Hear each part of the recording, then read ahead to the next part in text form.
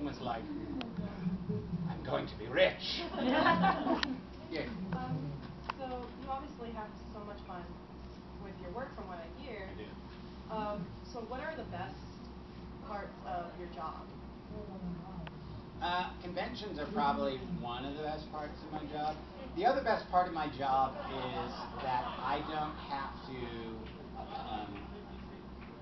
to work. I mean, I work every day, but I don't have to go into a job. Now that has its downsides in that I have to make my work happen. It doesn't just like, sometimes it magically appears, but most of the time I have to make the work appear for me. Either through, Kim Possible's here. Either through contacting people or pitching things or trying to get movies funded or trying to get projects off the ground, whatever it is. Like, I'm in charge of, there's no boss. That's the good part. There's no boss, but that's the bad part. There's no boss. It's all on me. It's all my responsibility.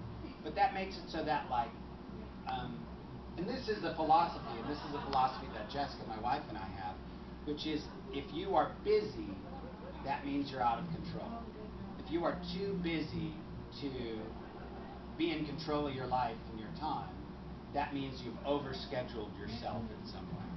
So that, to us, being busy is a sign we've done something wrong. So what we really appreciate in our lives is that we work from the time we wake up to the time we go to bed. We are working pretty much the whole time. Now, by working, I mean that might be me sitting outside with my poem that I'm working on. And I say, I'm going to work for 2 hours on the poem outside. And I take my coffee and a glass of juice, and I sit outside, and I read up to the stanza that I'm up to, and then I think about it, and I have some coffee. And then I get an idea, and then I write something, and then I look at it, and then I look at a bird. So, like, I'm working, but it's not like, it's work I absolutely love, so it's not. That's the part that's awesome. If you find something you would do for free, do that to the best of your abilities. Full bore, don't stop. Find a way to connect whatever you love to do to the internet.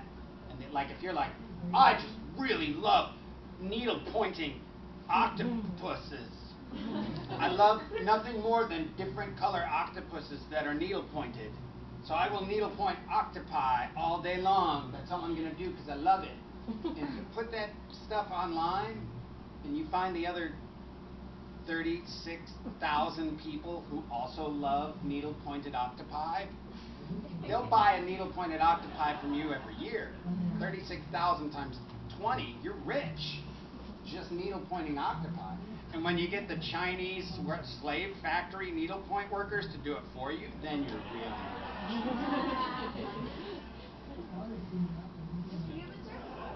Now over here, which is the favorite anime character that you've ever done? Shao Tucker. That's terrible. Shao Tucker. Yeah, Oh, it hurts. It hurts. Where's Oh, Athena? yeah, the You fatty. did Oh, no. yesterday with like Chicago.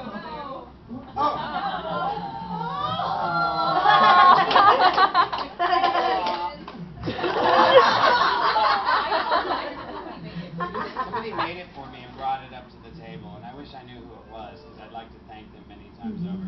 It's brought so much pain and joy to everyone in the world. Yeah. That word! Don't make me cry.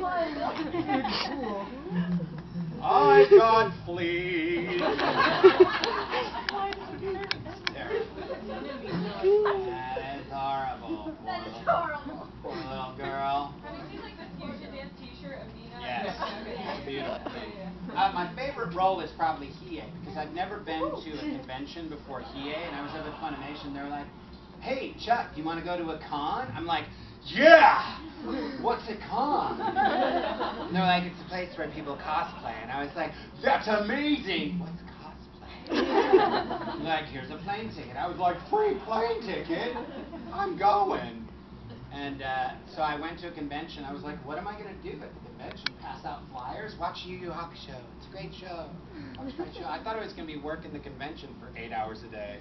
passing out flyers or something, and they were like, no, Chuck, you're going to sign autographs. And I was like, oh, you're stupid. They were like, no, Chuck, you're stupid. And I really didn't think I was going to sign any autographs. I thought they were dumb. I thought they didn't know what real life was like. I thought they were going to try to manufacture autograph signings. And I got to the convention. It was a tiny little convention called San Diego Comic-Con. And I got there, and there was a line around the entire room Oh my god. just for me. And I was like, Wow. what just happened to me?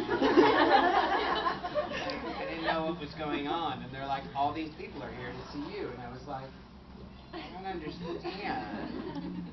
And they like they released the hounds, and everybody came up to the table, and I was like, what do I do?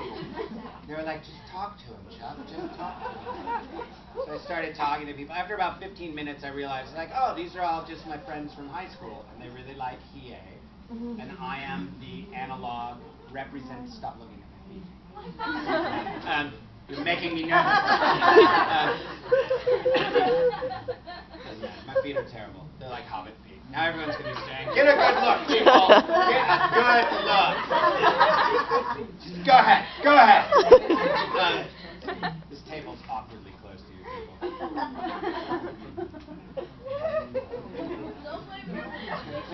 Please don't touch me. Do you remember that time Chuck touched me with his feet? On the panel?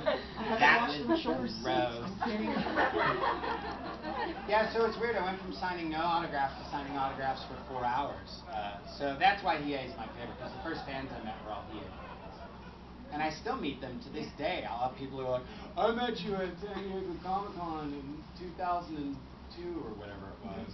And I was like, oh. Yeah, I think we were supposed to. It was. Why, were you there? I'm not sure, but I heard. I'm not sure you were alive. I was alive. Thank you very much. How old are you? I'm 18. Oh, congratulations. I was guessing 16. Are you calling me short? Yes. Don't test her. She already actually punched me yesterday for calling her short. Hey! I just called her a pipsqueak. You're a pipsqueak. No! Don't call me a pipsqueak! Are you? Yes. She tested me way too many times.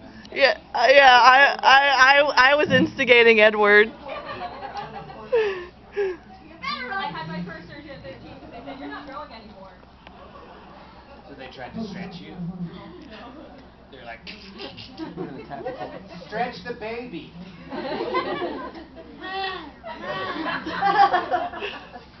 But let's see if we can make him taller.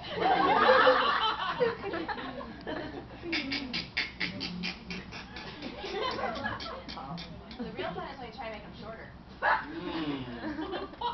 That happens as you age sometimes. Although not me, I'm getting taller.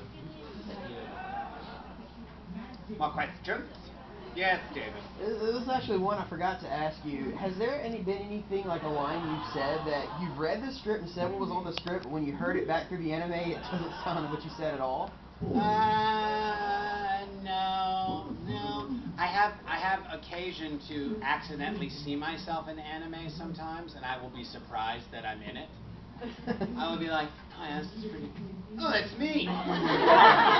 That's weird. That's me. It was me. I was that guy. It's usually a smaller part that I'm not aware I did. And it pops up in an anime, and I'll be like, oh, I was the gas station guy. I was the attendant. That was me. And it's weird. Yeah. Do you think you'll ever finish dubbing Sergeant Frog? No, I keep begging them. Here's the deal, like, I forget what it is. Shin-Chan and Sergeant Frog are both in the same boat where the person who owned them died, so the license holder is a group of conglomerate, like, corporations that all own parts of it or something. It's something to do with rights, but this, I'll tell you this.